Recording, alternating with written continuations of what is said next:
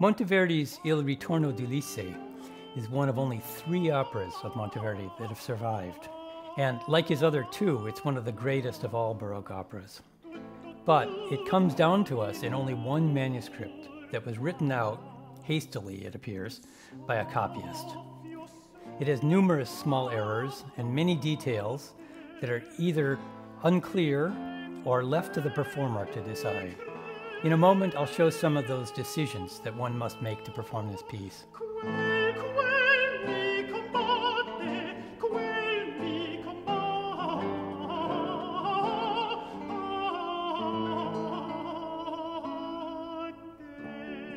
The opera tells the story from the Odyssey of Ulysses' return to his homeland after 20 years' absence. It begins with an allegorical prologue. We've just heard the introduction to it. Here, a shadowy character called Human Fragility laments his vulnerability to time, fortune, and love. His music is plaintive and simple, a kind of half-talking, half-singing.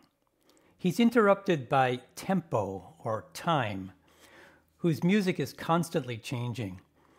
A bit of dance, as he enjoys gnawing at the human with his tooth, running music as he tells him that it's useless to flee, and halting music that then takes wing, as he says that old time may limp, but he has wings to pursue his victim.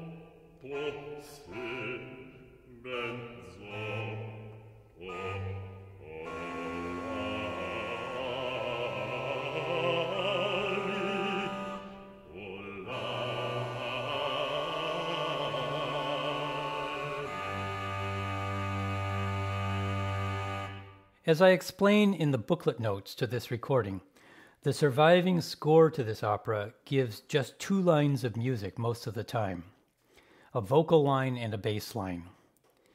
Continuo instruments improvise harmony on that bass line, but the violins and other instruments of the ensemble are asked to play very little in this opera, almost exclusively for brief interludes or ritornelli. They are only given music to play together with singers in 3 very brief spots. This would mean that they sit silent for over 90% of the opera. So the question that any performer has to face is whether the manuscript is giving the complete picture, or whether perhaps it has elements that are more of a sketch for a particular production. Whether, for example, instrument parts should be added at times, as we know they were in some other operas of the period. There have been a few performing versions of this opera, mostly from the mid-20th century, that are orchestrated throughout. To me, that makes this sound like a much later opera, and it doesn't allow the kind of rhythmic flexibility that the singers could have with a simple continuo accompaniment. At the other extreme, there are versions that use nothing but the notes that appear in the manuscript, that is, just the bass line and the vocal line for most of the work. That, in turn, can sound rather austere, even when you vary the choice of continuo instruments. It even seems somewhat wasteful, both musically and financially, not to make more use of the ensemble. I think that would be as true for the 17th century as it would be for the 21st. Then there are versions that are somewhere between these 2 extremes, bringing in the ensemble to accompany singers at key moments. Our version falls in this middle ground and is perhaps on the somewhat more conservative side in how often it adds instruments. Most of the opera is still accompanied by the continuo section of keyboards and theorbos. But I have also added instrument parts to accompany the singers at moments of heightened emotion or where they break into song. Sometimes these accompaniments call for only solo violins, but sometimes they use the full 5-part ensemble. Here's an example from the prologue that we've been listening to. When Fortuna, or Fortune, comes to torment our poor human fragility, whom we heard singing just a few moments ago, she sings a tuneful, whimsical song. And for this, I've supplied music for 2 solo violins, which imitate and interact with the voice in a light accompaniment.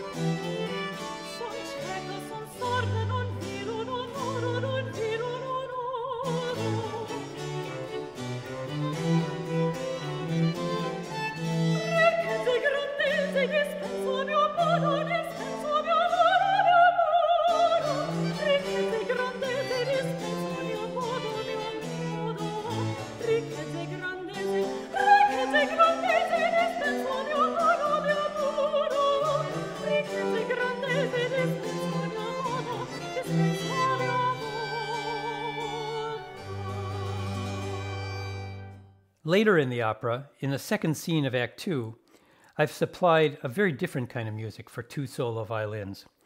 Here, the shepherd Eomete and Ulisse sing a hypnotic duet over a repeating bass. The 2 violins fill in harmony and add a touch of counterpoint. To hear how this contrasts with the continuo accompanied music that precedes it, I'll begin just before the duet with Ulisse's Recitative. Pastor, se nol fiaver cal tardo passo si trasforma in sepolcro il primo sasso e la morte che meco amoreggia intorno ora porti a miei dì l'ultimo giorno.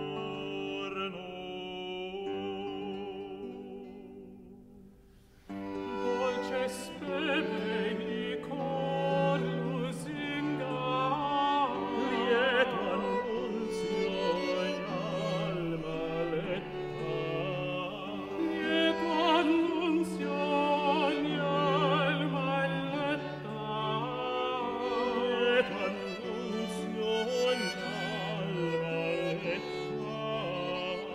dolce speme cor lusinga, se servaga non poter alma caspetta, alma caspetta.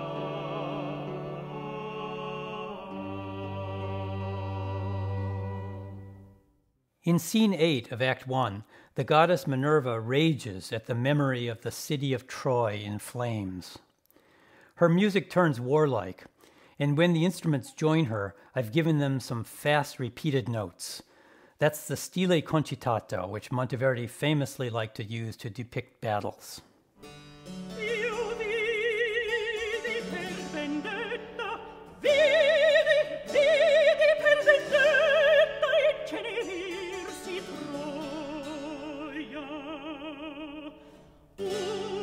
Ora mi resta Ulisse comune patra in regno, non ho plagiata Dea.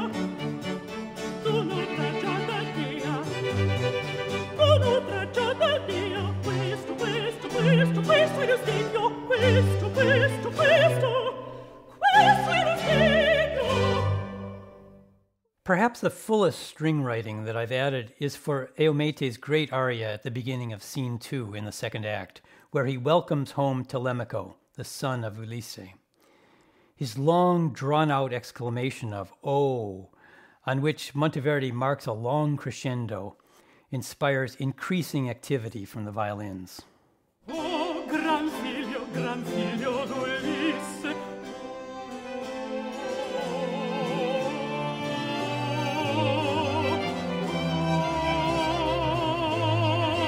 Oh, gran figlio d'Ulisse. E pur ver che tu torni, e pur ver che tu torni a serenar della tua madre i giorni.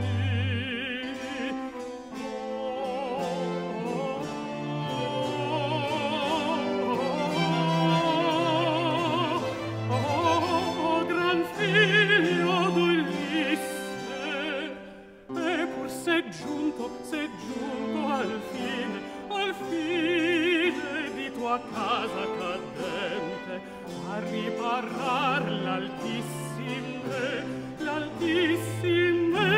ruine.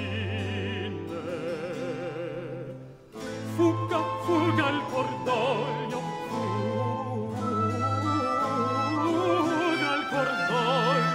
fuga e cessi il pianto. Facciamo, oh pellegrino, all'allegrezze nostre onor col canto, all'allegrezze nostre onor col canto. One particularly intriguing spot in the manuscript is in Melanto's little song Amadunque. She sings it as she tries to entice Penelope to give in again to love. The manuscript, which, as usual, has only the voice part and the bass line, inserts several notes between each of Melanto's phrases. These inserted notes have no words under them and are almost certainly meant to show the melody line of an instrument. But it would make no sense musically for an instrument to play only these notes. These notes must be part of an instrumental line that goes throughout the song, even though the music for the rest is not given. Here we accompany the song with solo strings, and the first violin part incorporates exactly the notes that are written between the singer's phrases.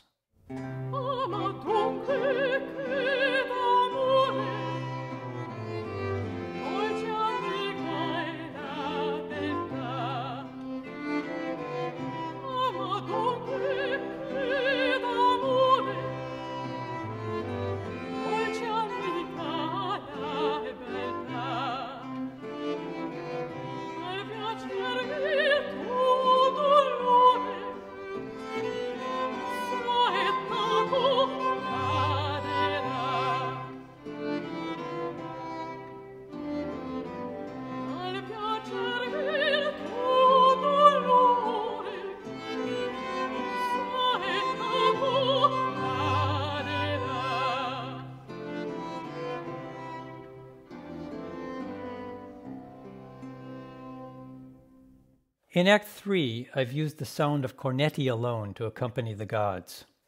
Here, you'll hear the cornetti join Neptune at the critical moment when he rescinds his curse on Ulysses.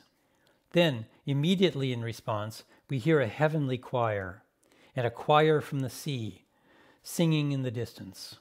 And finally, after Jove asks Minerva to quell an uprising in the land, we have cornetti join her in her valiant response. Contro I feaci arditi e temerari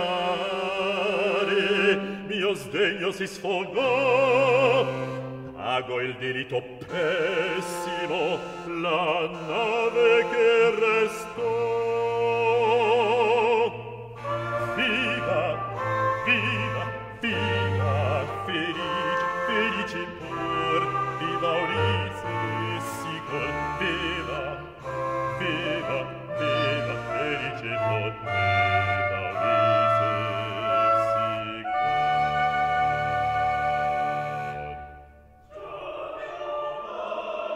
Fai ciel che coso nel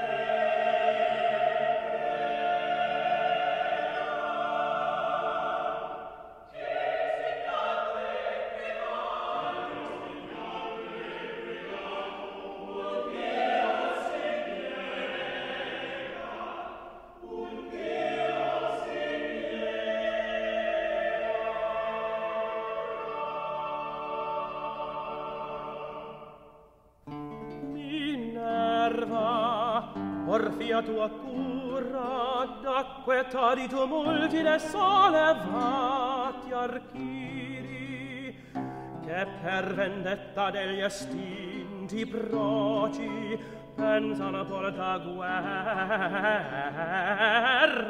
all'Italcense terra.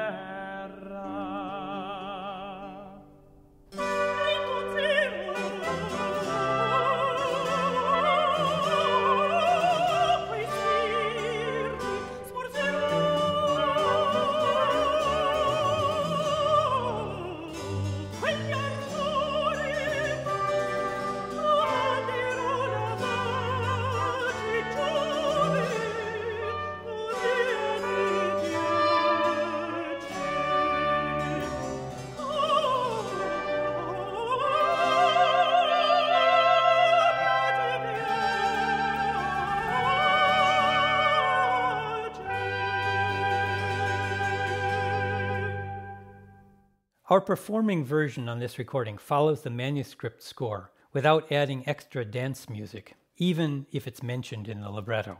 I've given reasons for this in the booklet notes, and we also don't subtract anything from what is in the manuscript. But there are numerous places where details need to be fleshed out by performers. The question of whether or where to add instruments is just one issue, although a major one. I'll give just a couple of examples of other kinds of questions that come up in the score. Near the beginning of the opera, Scene 2 ends with a beautiful duet for young lovers. Together, they say that such a beautiful bond as theirs should never be dissolved, and we hear the music illustrate the same idea. Their voices are united on a long unison D, which then just begins to separate into two parts when it comes back together to end on a unison. In the manuscript, this duet ends at the top of a page. Then, written immediately after it in a different hand, and apparently added at a later time, there is a heading for Scene 3, which it says is for choruses of nereids and sirens. But although that scene is in the original libretto, there's no music for that scene. For reasons that I mention in the booklet notes for this recording, I feel that this music may never have been written. It is certainly not necessary to the piece, and no pages are missing here. But then, after that, there is an indication for a Scene 4, which the copyist tells us is an instrumental sinfonia, that is, an instrumental introduction to the scene with Neptune that follows. During this introduction, the Phaeacians bring the sleeping Ulysses onto the shore, and we are instructed that, quote, in order not to wake him, the following sinfonia should be played quietly and on one chord, unquote. But the only music written in this spot is a couple of bass note Cs. So we know that the one unchanging harmony should be a C major chord, and that this music should be played quietly, but we are left to create this instrumental introduction ourselves. Here is the end of the lovers' duet in Scene 2, with their bond that won't be dissolved, followed by our version of an instrumental introduction on a C major chord that leads into Neptune's entrance.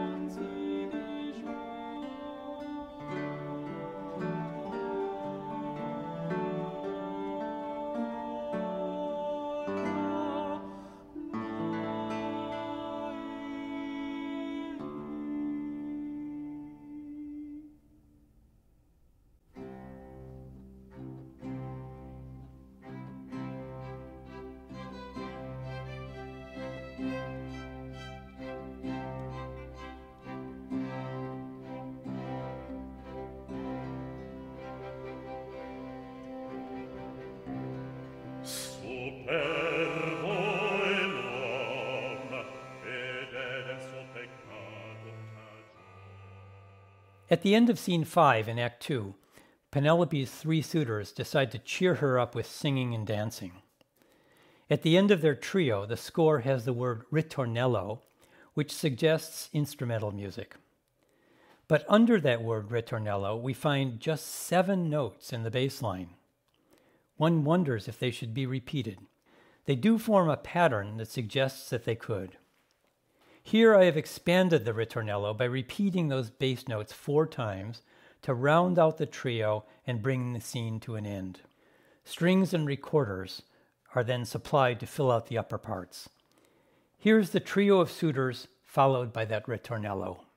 Alle Grenze, alle Grenze, alle Grenze, dunkel Ball Vulkan, ralligliam,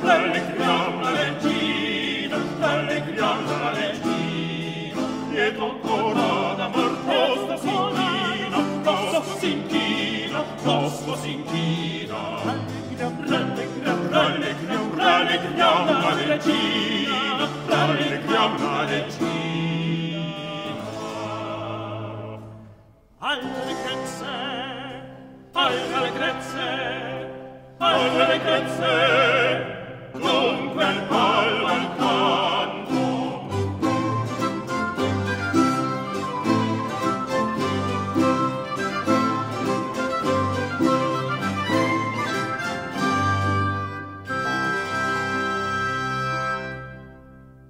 The greater part of this opera, as in most operas of the time, is made up of recitative, that is, simple musical speech. When a character does break into song or into music with a dance feel, the emotional change can be striking, especially if we give the music a strong rhythmic quality. But the recitative sections themselves typically follow the rhythms of normal speech, such as in this lament of Penelope that we're hearing now. Regina, non terminati mai dolenti affanni, non terminati mai, mai dolenti affanni.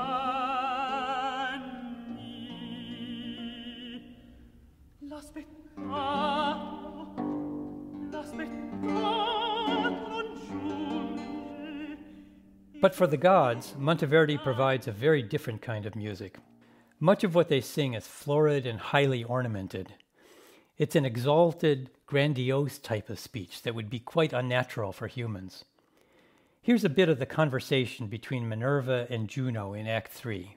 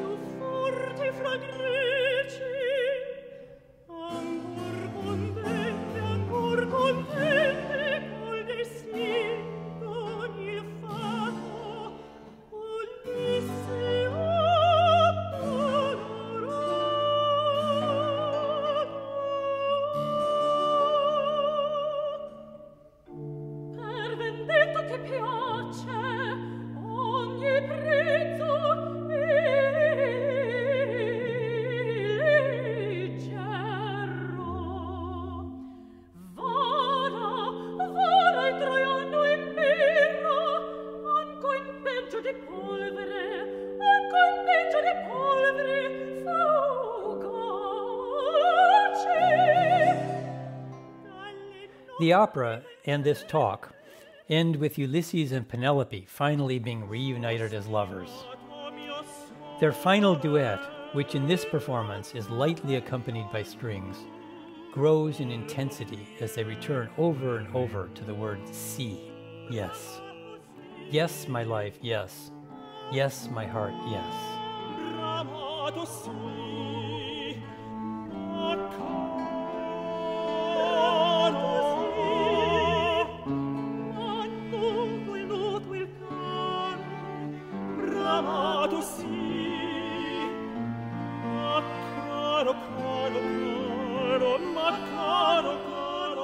The crescendo of yeses reminds me of the ending of another Ulysses, that of James Joyce. Joyce admired Monteverdi and even had some of his music sung at his own funeral. But did he know this opera, which was published only a few years after he completed his novel?